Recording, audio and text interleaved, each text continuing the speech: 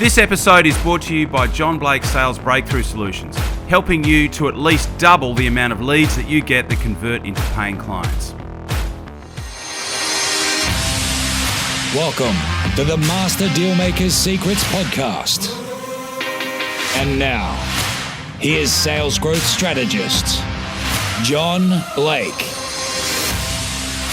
Welcome to Master Dealmaker's Secrets. I'm John Blake. This is episode 172, and today we're going to talk about the three most important things to consider if you are changing industries.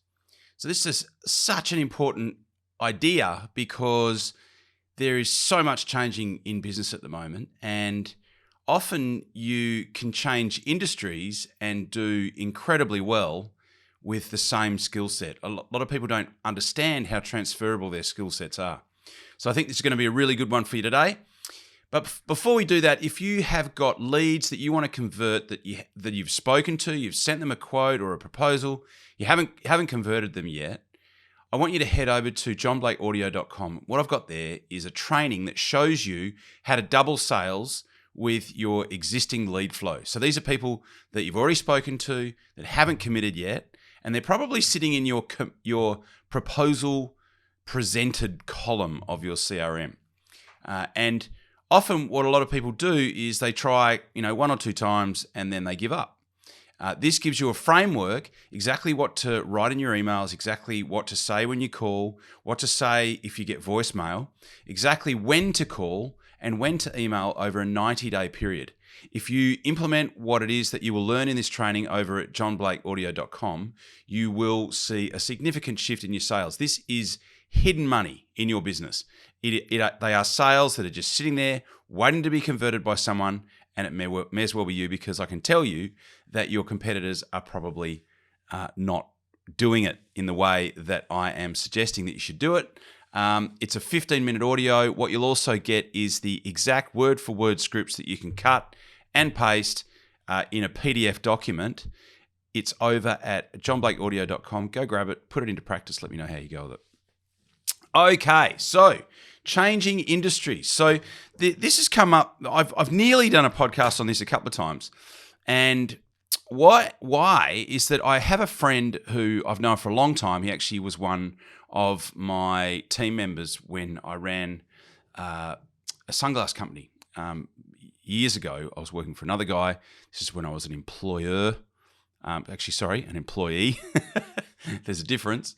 So this is when I was an employee, when I was national sales manager of a sunglass company.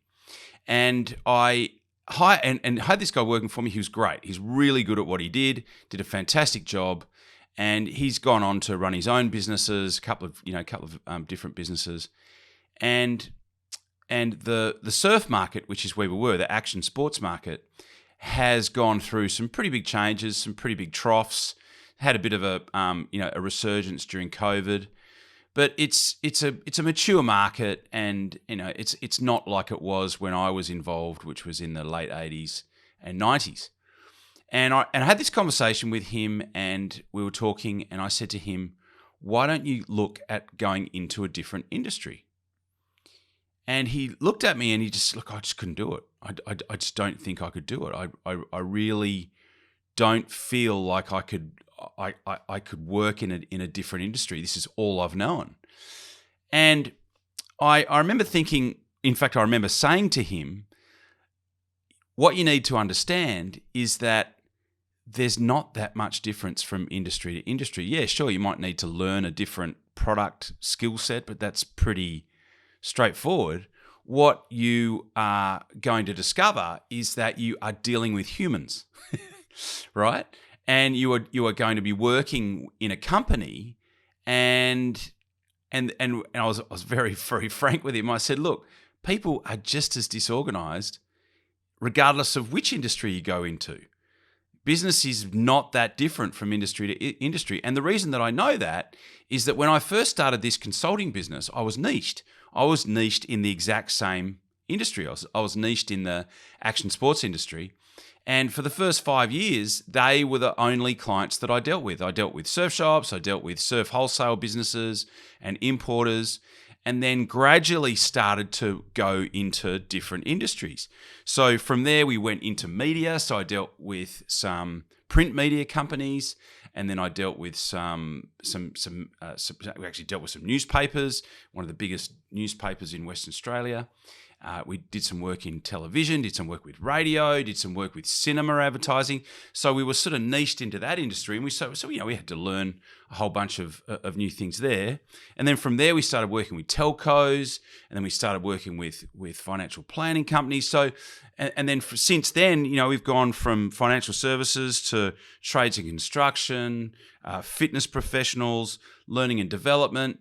And what I know is that you are not going to see that much difference other than the type of product and perhaps some nuances and some different ways that you need to talk about that particular product or service, or the way that you need to express yourself in that particular market.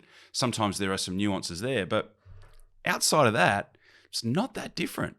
If you have a skill set, and if you are in sales, or if you're a business person, then you have a skill set. You can apply that skill set virtually anywhere.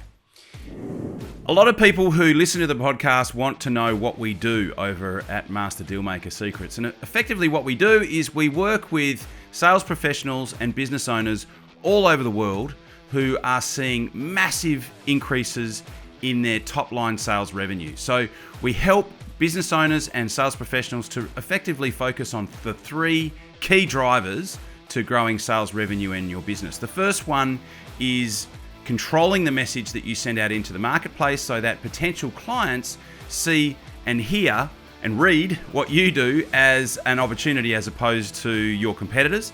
The second thing that we do is we help you to create a direct path to the 20% of your ideal clients that will deliver 80% of the revenue. So everyone knows the 80-20 rule. We help you to develop a direct path to the 20% of the people that are going to give you 80% of your sales revenue in your business. And the third thing that we allow you to do, that we create a process for, is for you to be able to double the amount of leads that you get that convert into paying clients. So if this is of interest, we do have an application-only process to become involved in this particular program. And to get to there, all you need to do is to go to www.johnblakescall.com. So it's JOHNBLAKESCALL.com, and there's a couple of questions to answer there. And then what you'll do is get on a quick conversation with me, and I can find out a little bit more about what you've got going on in your business and see potentially whether what you are doing would be a fit for what we could help you with. And at that point, I can extend an invitation if it's a fit, and you can make the choice to come on board or not. So that's the opportunity. That would be the next step if you're looking at how you can take things to the next level. If you're enjoying what you're hearing on the podcast, if you're getting value from it, I invite you to do that, and I will look forward to talking to you. The website is www.johnblakescall.com. Talk to you soon. And so I wanted to make that contrast between someone who's like, I want to do something different, and then they go and get another job in the same industry, and the industry might be on a downward slide.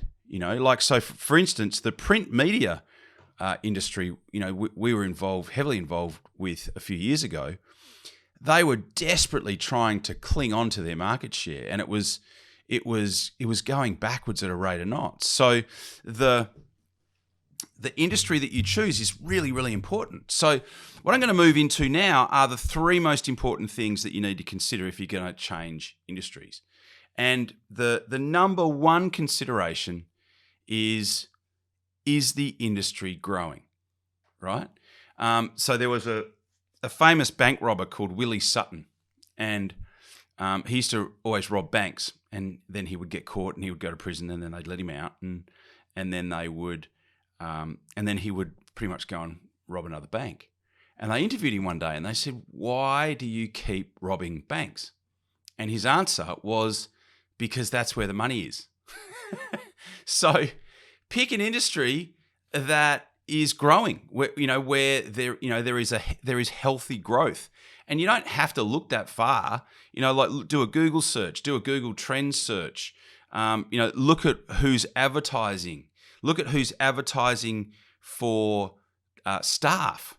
So the three big things I came up with is do a Google search on market size and growth. So you could just do, let's just say, software, market growth and size.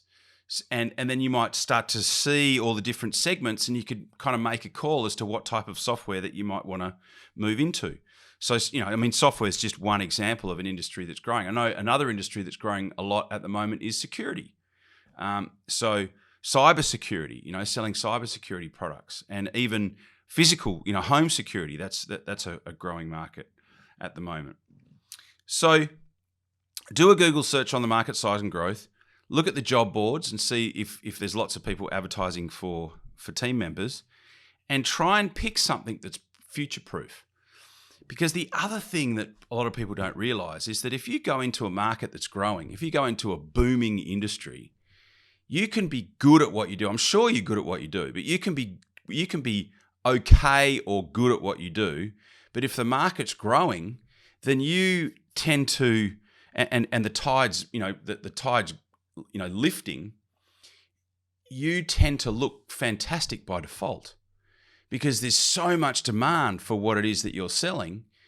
Then the actual sales skills become a little bit less important. You need to obviously be able to, have a conversation that results in a sale, but you can do a lot better by default and look fantastic, even if you're okay or good at sales. So I hope this has been useful.